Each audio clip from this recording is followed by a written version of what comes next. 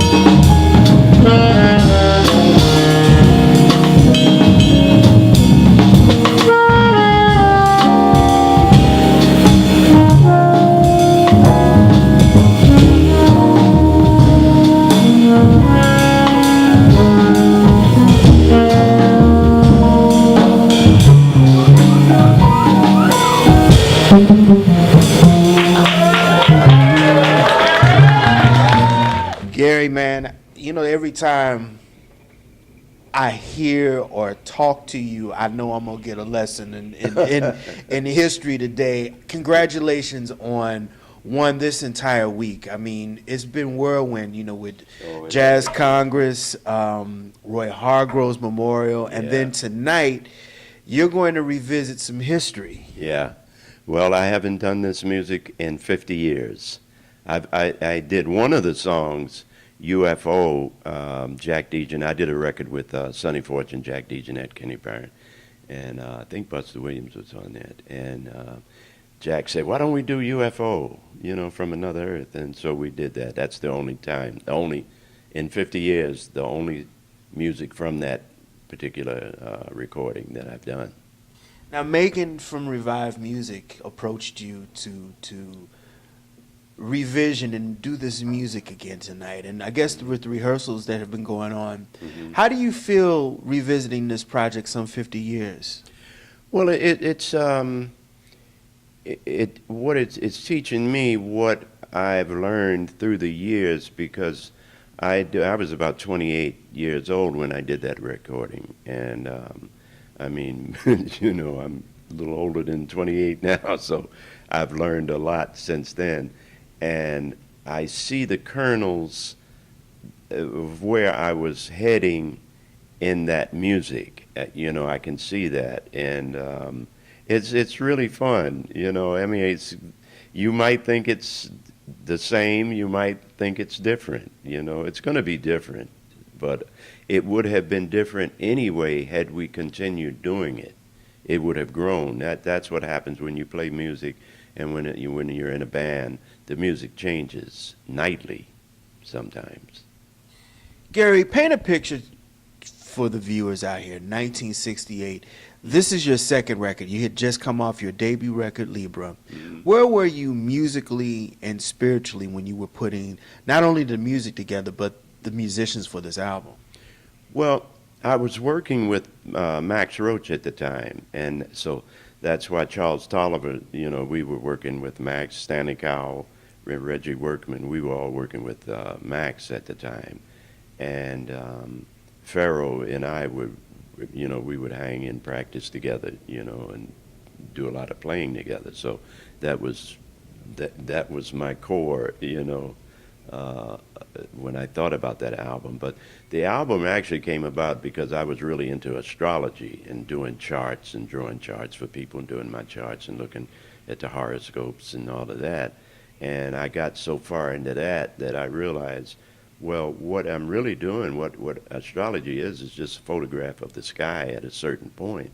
And so then that got me into buying a telescope, and now I'm looking up in the skies and looking at what I was drawing in the charts.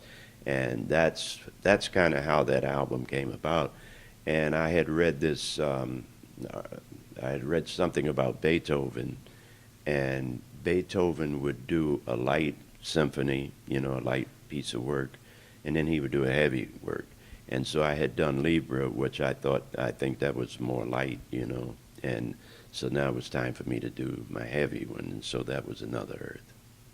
Gary, this was also a little bit after Coltrane had passed away, and you and Pharoah were really the saxophonist that really kind of carried the baton on. What were the expectations from you as a composer and a musician moving forward after Train's death? What were you trying to figure out as far as, and then too, this is your second record too, as a soloist. What were you trying to careen in your career at that point? I'm not even sure. But I know that I'm studying, as I always have through the years, studying the music, and studying the musicians and the things that I learned from Train, the things I learned from all of the musicians that I studied. And so I was just kind of feeling my way, and I'm working with Max, and we would, learning things from him, and I had been with Art Blakey, I had been with Mingus, and I had watched the way Mingus wrote, and he wrote, I was actually, this is funny, because we're playing the Le Poisson Rouge, which was the Village Gate. And so I used to work at the Village Gate with Charlie Mingus. Mingus had a big band. It was a totally improvised big band. We had no music. That's where I met Eric Dolphy. Eric Dolphy was the head of the sax section. Rasan Roland Kirk was in the sax section. And I forgot who else. I just remember the sax section. That was back in '63, you know, so I don't remember everybody that was in that. But watching the way he conducted that band with no music, you know, opened me up to see, well, you know, and Max was a stickler of, you know, not having music on stage. He said there's no magic there when the music's on stage. You learn it. And so I took that to say, I took it even further. You know, I tell my students, you know, you don't want to go to a play and see the actors reading from the script. You don't want to go to the movies and see the actors reading from a cue card. I don't want to go to a show and see musicians reading from the music necessarily. Sometimes you have to, you know, but Max would not allow us to have music on the bandstand. We would do a rehearsal in the morning, maybe learn 3 or 4 new songs, and that night we were expected to memorize, you know, have it memorized. And so we would always try to sneak the music on stage. You know, we'd see, well, where's Max? Okay, Max is over there. Let me see if I put the music on the floor over here. He might not see it. He always saw it, you know. And he would holler, no music on the bandstand, you know. So it helped me to learn how to learn real quick, you know. And so all of that kind of led up to Another Earth. And now that, you know, the question you asked me about now, how do I look at it? I see the extension and what I was really retaining from all of the musicians I was working with, and how to go about doing that, you know. And so now, when we started rehearsing it, it's easier now, you know.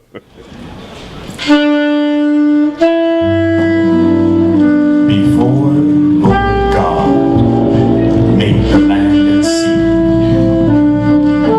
He held all the stars in the palm of His hand, and they ran through His fingers like grains of sand. And one little star fell alone. So the Lord God hunted through the white night air for the little dark star on the wind down there. And He stated and promised to take special care so it wouldn't get lost again. Now, a man don't mind if the stars grow dim and the clouds blow over and darken him, so long as the Lord God's watching over him, keeping track how it all goes on. But I've been walking through the night, through the day, till my eyes get weary and my head turns gray. And sometimes it seems maybe God's gone away, forgetting the promise that we've heard Him say. And we're lost out here in the stars, little stars, big stars, blowing through the night. And we're lost out here in the stars, little stars, big stars, blowing through the night. And we're lost out here in the stars.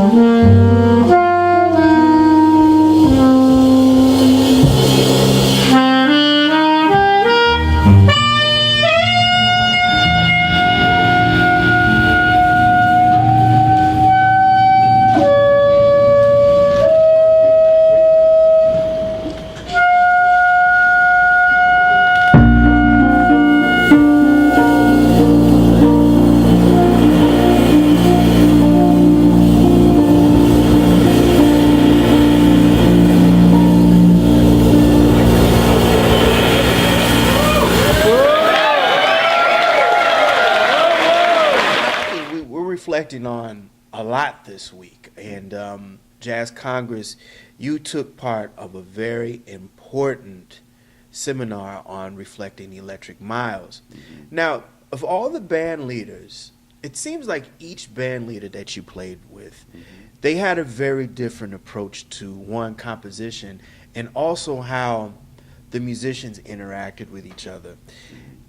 At this point in your career, and also you also are teaching, what is it that you implement now as a band leader to the next generation of musicians who play on the band stage with you, but also in the classroom? Well, I mean, I've been fortunate to work with some of the greatest musicians ever, I think. And each one I learned. It's like going to a university with each one, because Mingus was definitely a university in many ways. You know, each one is different. Art was another university. Max, Miles, you know, McCoy, you know, all of the bands that I've worked with, they were all really leaders, and I took something from and learned something from each one. You know, how to lead a band, how to create music, how to do business, how to do many different things. And so that's really beneficial. And I think it's very sad that there are not any bands left, because when I was coming up, there were, I mean, you had Max Clifford, you know, you had Art Blakey, you had Horace Silver, you had Mingus, you had all these bands. And so we would get the records and learn the music and go see the band and say, in case somebody didn't show up, we could go step right in, because we had learned, we already knew the book, you know. And being in a band, really, you can't learn this music unless you're in a band. You really can't. And that, I feel very sad for the younger musicians, because they really have nowhere to really learn this music. You know, the schools, you could go to school forever and not learn this music. You know, I mean, you can learn about it, you can practice, you can do things, but until you get out there on the road and do this nightly, you know, I mean, we would go out on the road sometimes 3 months at a time, you know, and we're doing it. And so, like, I'll give you an example. When I was with Art Blakey and the Messengers, Lee Morgan was my, what he would call front line, you know. he would holler when it was time for us to go front line, you know. So, and we'd go out there. But we would play. I remember we played Ciora, a really great standard that Lee wrote. And so now when we do this song, because the kids, you know, the students, I shouldn't call them kids, but the students, when they're learning Ciora, because I played it with Art and Lee, we changed it. You know, it's not like it's in the real book, because we're doing it every night. And so one night I might play a little something different, and Lee would say, "Oh, yeah, let's keep that in." He might do something, somebody might do something, and so the music continues to grow. And so by the time, you know, a month had passed, it's a whole new arrangement of the song, you know. And these are the things that you have to be in a band in order to learn that process. Gary, I did an interview with Ralph Peterson recently, and he talked about how he would have to buy certain copies of certain records because he was transcribing and playing the records over and over and over again to get certain parts right or learn the music. Do you think that with this modern technology that the younger generation of musicians are getting more lazy, or do you think that because they have the tools to just pull up a video or pull up an album like this, that it's easier for them to learn the music? I wish I'd had all of that. That's all I'd tell you like that. I wish I had all that YouTube and all that stuff to really see the guys do. But what I did have was I could go see them. So maybe that was better. I don't know which is better. Yeah, probably to go see them, you know, because I saw Train, like I saw Miles with the band with Train and Philly Joe and Paul James, Red Garland. I saw that band. Saw the band with Wynton Kelly, Cannonball, and Train. You know, I was there the night after Miles got beat. You know, the police beat him up. I went down there the next night, you know, to see him. You know, and as I was coming down the stairs, because you know Birdland had 2 flights of stairs, I got to the second flight, and they were playing, and I said, "Oh, Miles is here," you know, good.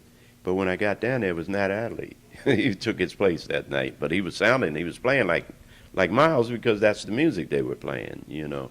But you know, that in a way, I didn't have to look at YouTube. I could go see them, right, which was even more important, I guess. So, and the fact though that now they can't go see them, but they can see them through the YouTube. So I think that's a good thing, you know.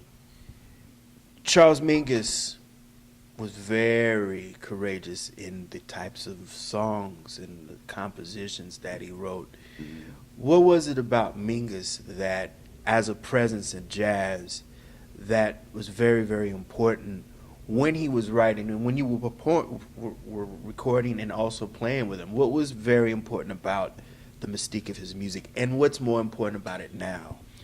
Well, Mingus was a composer. I mean, I look at him like, you know, because his hero was Duke Ellington. You know, as most of us, that's our hero.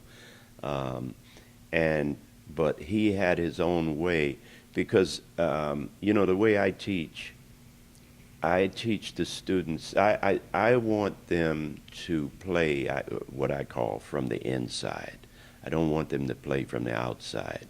From the outside is you're listening to what you hear other people do, and you kind of take that. But that's what somebody else hears. That's not what you hear. That's what you're listening to, but that's not what you hear. I want to hear what you hear, and you can only, you know, I think hearing is like a fingerprint. I think everybody hears different. I think you hear different, I hear, everybody hears different because you have to, and that's why people like to say, "Oh, I love that song." Somebody else say, "I hate that song." You know, but why? You know, there are many different reasons, you know. So Mingus, I love the way he heard, the way he listened. And I was talking on the panel, the Miles panel, I was saying, I don't think anybody could hear or listen better than Miles. Miles could listen, I mean, from the inside. He was always listening. And he could meld his listening from the outside to what he heard, the way he listened, you know, and bring something different. Because when you're listening to what you hear and you hear somebody else or hear something else that you like, you bring that into your hearing, you know. So Mingus loved Duke Ellington and composers like that. So with the way he heard, that's how he melded that, you know, and that was what I gained from him. I mean, and plus he and Max, they were really good friends. And at one point in the 60s, I felt like the world didn't need another musician. We have enough musicians. There was so much social upheaval going on. You know, I was ready to join the Black Panthers or something. So I said, you know, and I thought about it. But then listening to Mingus and Max, you know, Freedom, Now We Insist album, and Mingus's Fables of Faubus, and all of the social, I realized that music can be a social force also. And that's one of the things he gave me.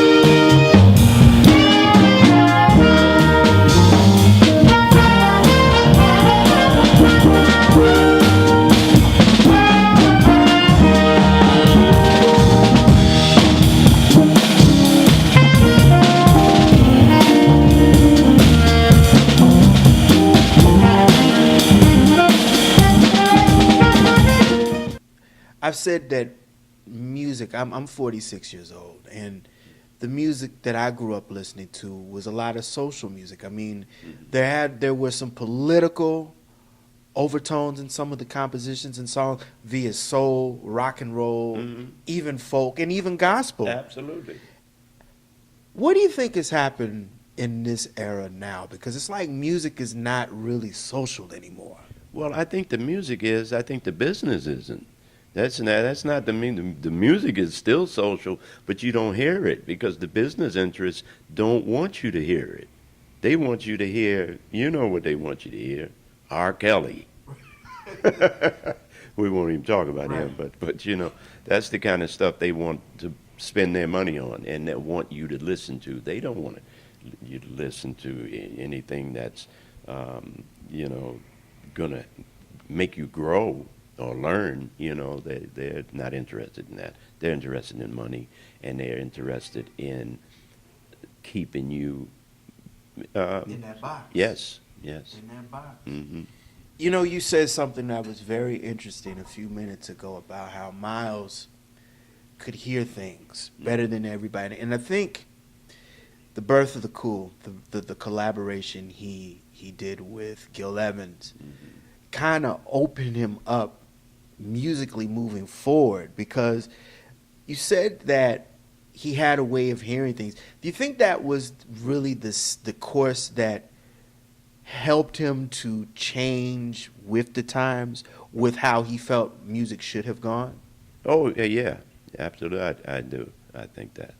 I mean, Michael Henderson said something, you know, he said, Miles said to him one time, I'm going to create the world's greatest rock and roll band with Jimi Hendrix and, you know, different people. And he would have done it, you know, had he gotten everybody together, you know, he could have done that. But that's just the vision that he had. He could, because he could hear how Jimmy would fit with somebody else and how that would, you know, he could hear that because he listened so hard. I mean, he really taught me how to listen, you know. I mean, you see him. When I look at him, a lot of times when I used to look at him, you know, on stage, but I can see the pictures and the videos, you see him listening. You see him, you know, and he would walk around. When I used to see him before I even knew him, I'd go to clubs and see, and he would walk around the clubs and he's listening. You know, people would say, you know, he walked off the stage, he's turning his, he was listening. He was always listening. I mean, I swear on anybody, he was always listening. I'll tell you that. When he turned around to the band, he was conducting. He's looking at and he's giving people signals, you know. That people never said that about a conductor. They never said that about Toscanini conducting as he turned his back on the audience. I mean, come on, man, you know. But that was the mystique, and so he didn't say nothing about it, you know, because that added to his mystique, you know. But I've seen him walk out the stage and go somewhere, and he's listening to what the band sounds like from this position. Then he'll move over here and listen to the band from that position, you know. But he was always listening to see what it sounded like, what needed to be done, what he could tell somebody what to do, you know, which he very seldom would tell you what to do. You know, if he had to tell you what to do, you probably, he's like Monk. If Monk had to give you the music, you weren't going to be in the band long. You know, you better learn that music on your own, you know. So, but no, he was the greatest listener I've ever known. You know, he inspires me all the time to even reach further to listen. Because what the job of a musician, I feel, is to hear that which has never been heard. And that's what he did. You know, I've always gone for the bat for you. I always, there's three musicians I say that the jazz world has to kind of start putting on a pedestal immediately. And it's you, Reggie Workman, and McCoy Tyner. And they're already on my pedestal. well, they on mine too. But you know, and I hope you understand where I'm going with this. Not to toot your horn, but when I think of McCoy Tyner, everybody associates McCoy with Train. Mm-hmm. But McCoy has recorded some very important albums as a leader. But I don't think that the jazz press puts him up there like they put him with a Coltrane. And it's the same with you and I think Reggie, because Reggie has played on some very iconic records Yes. and never gotten that due. I'm wondering what it is now at this state, 2019, that we're going to have to do about putting the compositions of you guys and some other trailblazers out there, because I think the compositions too are what really has kept you in that pantheon. Oh, I don't know. I have no answer for that. You know, I really don't. I mean, it all boils down to me, in the end, is that we don't own anything. We have to go begging, so to speak. You know, can you give me a record deal? Can you give me a concert? You know, we have to do that. We don't own anything. We don't own magazines. We don't own TV stations. We don't own radio stations. We don't own anything. You know, so I mean that's a basic problem, and that's not just a music problem. That's a problem with us. Period. You know, we own no land. You know, I just saw an article that said right after slavery, the freed, and I hate that word slavery, the freed captured people, because they weren't slaves. You know, they were free people. They were captured, right. You know, and brought here, you know. But after they were emancipated, they had millions and millions of acres of land. Now, today, we have hardly no land, you know. And so, you know, it's constantly going down, and it constantly taking what little land we even had then. I mean, not to mention the Native Americans. This is their land. This is their land. You know, they have none. Right. You know, so to speak. So that's a basic problem. We have nothing to do that with. You know, we have to. We were talking the other day. If we don't unite, it's a wrap. Yeah. It's a wrap. That's right. Gary, music has the power to motivate. It has the power of healing. And a lot of your music has definitely done that. In playing with Pharoah Sanders and reconnecting with him the last couple of days, what has the relationship been like some 50 years later now? It hasn't changed. It's always the same from the time we met. You know, that's my brother, you know. I mean, we helped each other. We used to practice together and learn together. You know, he taught me gave me the concept of how to do circular breathing and all kinds of stuff. We used to go out to the park to play so we could open up that sound, you know, because you can't play in the house as loud, you know, loud like you want to. You could play as loud as you want to out in the open air, and so we used to do that, you know. And we just, every time I see him, we just pick up where we left off. You know, it's funny, because I look at your career. You've played, going back to McCoy, you play with another stalwart who is now at, 85, 86, still doing this thing, Wayne Shorter. Oh, my goodness, Wayne. And I tell him every time I see him, because Lee Morgan said one night, he said, "Come on, Gary, I want you to go with me. I want you to hear this tenor saxophone player." Saying I got my horn, and because I was going to sit in, you know, we go over to Newark, New Jersey. I think it was a club called the Key Club in Newark, New Jersey. That's his hometown. Yeah, no, he was over there. He hadn't even, nobody knew who he was at this time. You know, I hadn't heard of him. He hadn't joined Horace or anybody, you know, and but Lee found him, and so I went over there. And the first song they played was "A Night in Tunisia," because they were playing all the standards of the time of the day. And he took the first break on "A Night in Tunisia." To this day, I have never heard anything like what he did on that break, because what everybody was doing was like Charlie Parker did on the break, you know, the break, bam, you know, and just fill it up. Wayne's the break, bam, Wayne said, bam,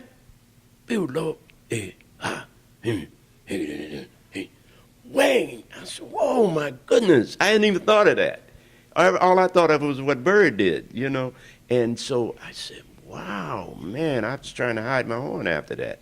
You know, I wasn't going up there to play with him after that because I just wanted to hear this man. And I've been following him ever since. That's the man. So you knew you knew immediately. Immediately, Wayne Shorter is the man. Because there's some musicians that have a very impressive catalog. I'm talking about compositions. You and Wayne, he's still this album. He's a composer. He's our composer, our composer laureate. You know, you just had poet laureate. Yeah. He's our composer laureate. Yeah, because this album that he just put out, it's 3 CDs. Mm-hmm. And Gary, when I tell you, my jaw was dropping. Yeah. It continues to drop when I hear this. Yeah. I mean, he went to NYC. He went to NYU. You know, and he was writing symphonies back then, before he joined Art Blakey. And that's what he wanted to do. He was a composer. It's funny because I had looked at myself as a composer also. When my solos are compositions, I don't look at them like it's a solo. You know, it's a composition. I was a composition major at Juilliard, but compositions have beginnings. They have in the middle. They use thematic material, and they have endings. They should be complete. You know, and that's. But Ornette Coleman, he always said, I'm a composer. He didn't look at himself as a soloist, you know. He's a composer. That's what we do. They say, I mean, that's why I hate the word improvisation. Oh, my goodness, don't ever say that to me. I'm like Max when you say jazz to him. You know, he want to fight. I'm like that if you say I'm improvising, because improvisation, if you've ever looked up the definition of improvisation, it means unrehearsed, unstudied, off the top of your head, you know. You know how long we studied to do this? This is not this. Like I tell them, everything I play, I mean to play it. The only time I'm improvising is when I make a mistake. That's when I improvise. And hopefully that won't be too often, you know. But you make mistakes. Mistakes are part of it. And because Miles used to say things like, he'd say, I love your mistakes. Because then he'd hear how you're thinking when you make your mistake. Otherwise, you're playing what you want to play, you know. Then when you make a mistake, then you improvise, you know. So people don't understand that, you know. They don't understand this music. You know, what we've done, because Beethoven used to do this. They all did this. The process is called theme and variations. That's what we do. But what we did was we found a way to do it with a bunch of people, theme and variation. They could only do it with one person. They didn't have a rhythm section. They didn't have all of that. But Beethoven was the foremost, musician. The people would go to see his concerts just to see him. They would sit through the symphonies and, you know, and his composition works just to get to the end. Because at the end of his concerts, he would play and he would take melodies from the audience. He would ask them to hum some melodies, and he would then play those. You know, they would say, vary this one, Louis, you know, and he would take it and vary it and take it, you know, take that theme and take it all kinds of places. That's what we do. That's the process we do.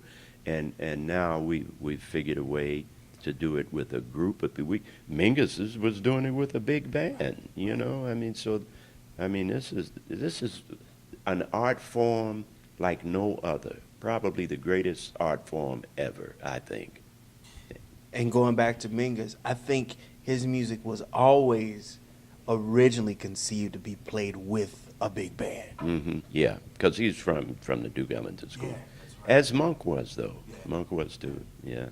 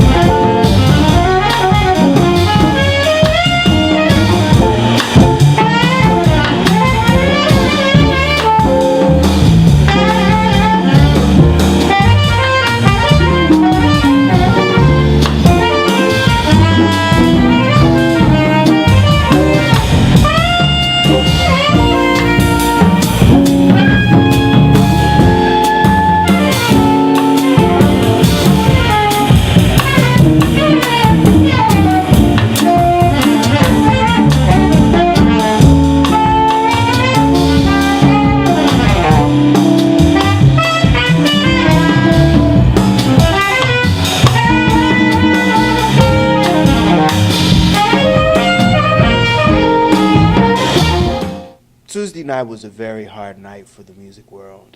I know for me, Roy, I'm 46, so when his first record came out, I was a senior in high school. Mm-hmm.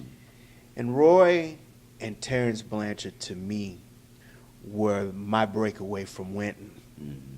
Because Wynton in the 80s was putting out these prolific records and putting the music and the idiom back, the Young Lions. Mm-hmm. Roy Hargrove left this world way too early. Oh, yeah. And you were on his live recording, Mm-hmm. and you've had you performed at the tribute the other night. Mm-hmm. Give me your reflections on him as a musician and what he meant to jazz moving forward. Well, I was also on the Chris Soul album that won the That's right. Grammy, too. That's right. Yeah. That's right. When the first time I heard of Roy, Walter Booker and Larry Clothier, who was Roy's manager, Ragman, said, they called me one day and said, "Oh, we found this young trumpet player in Dallas, Fort Worth. We'd like you to be on this record." I said, "Yeah, sure." And so that never came to the light, but at that time, he was still in high school when this happened. He must have been, 16, 17 years old. And so, but that's the first time I knew about Roy Hargrove. And so the first time I heard him, I said, "Oh, wow, no wonder they want, they want the world to hear this man, this young man." And I watched him through the years. He would come in, we got to be friends. We would talk, we would play, he'd come in, listen to the music. My Shining Hour, which a lot of people like, they talk about this solo that I did on that. Well, Roy came into Bradley's one night when I was working there, and of course he would always bring us on. And I was playing My Shining Hour, and he said, "Oh man, I want to learn that song." And so we played it. So when we did the record, he said, "Well, we got to play My Shining Hour," But he, to me, he was an old soul in a young body. He reminded me of Lee Morgan more than anybody. Wow. Yeah. Wow. He did everything. He did hard bop, post bop. Mm-hmm. He did soul. Mm-hmm. He did hip hop. Neo soul. Neo soul. Roy had a very unique vision of how the music should be played. Because he could hear. Yeah. See, he heard from the inside too. You have to hear from the inside. See, what I hear now, everybody's hearing from the outside. And when you hear from the outside, you're only going to play what other people hear. You're not going to play what you hear because you don't know how to hear yet. Young musicians don't know how to hear yet. They can only hear what other people hear. I mean, that's why Miles kept changing music, because he kept hearing from the inside. He could move on. He's listening listening and hearing is one thing, but listening from the inside is something that musicians really have to learn how to do. Another highlight was when you came back out on stage and you guys played a composition by one of the most criminally underrated trumpeters Absolutely. and composers, Kenny Dorham. Yes, Kenny Dorham, KD. It's my friend. He was another friend of mine that, I was in awe of all the time. I studied KD. His turnaround. He started out as a saxophonist, Right. which is why it's funny, because if you take an instrument like the saxophone, let's say, and play like a piano or play like a guitar. Like when I was really studying the blues, and I grew up in Baltimore, Miles asked me one time, he said, "Where you learn to play the blues like that?" I said, "I'm from Baltimore." He said, "Oh yeah, that's right." but the blues is I forgot where I was going with that now, but it's so important to. Oh, I know what I was saying. When I was really studying the blues, I was listening to the guitar players. I'm listening to B.B. King, Albert King. I went back listening to Blind Lemon Jefferson with the 12-string guitar, because you study this music and you want to know where it comes from.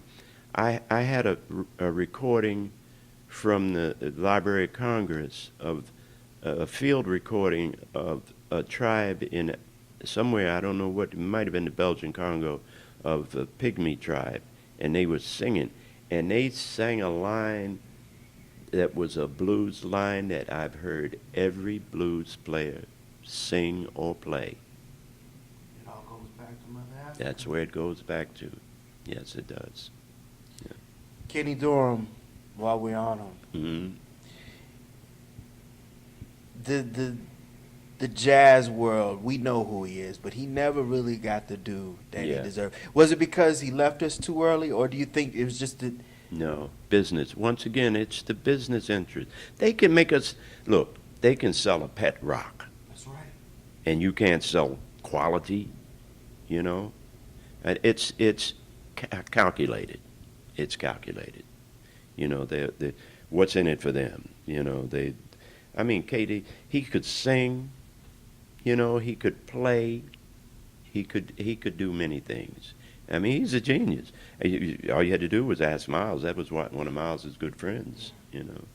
They studied together. They went to Juilliard together. And Miles, I read somewhere, Miles wouldn't go to school a lot of times. He was hanging out. Katie would go to school and come back, and Miles said, "What you learn today?" But Katie, no, he was something, man. I still listen to him all the time, and learn. That'll do it again for this very special edition of the Pace Report. I'm Brian Pace, reporting live at Le Pachon Rouge here in New York City as part of this year's 2019 New York City Winter Jazz Festival. I'd like to personally thank the incomparable Gary Bartz for his time, as well as Mr. Pharoah Sanders and Mr. Charles Tolliver being part of this special presentation at this year's Winter Jazz Fest. I'd like to personally thank Megan and the guys at Revive Music, as well as Mr. Bryce Rosenblum, who's the artistic director of the New York City Winter Jazz Festival. You guys did a fantastic job on this revisioning of Another Earth. Also, I'd like to personally thank Mr. Matt Merowitz for arranging my time as well as accommodating me for this year's 2019 New York City Winter Jazz Fest. You did a fantastic job as well. Also, I'd like to personally thank the staff and management, as always, at Le Pachon Rouge for their warm hospitality. Please visit my website, www.thepacereport.com, for my weekly column, as well as my past segments. Until next time, remember, if it's in the groove, it'll make you move. Till next time, peace.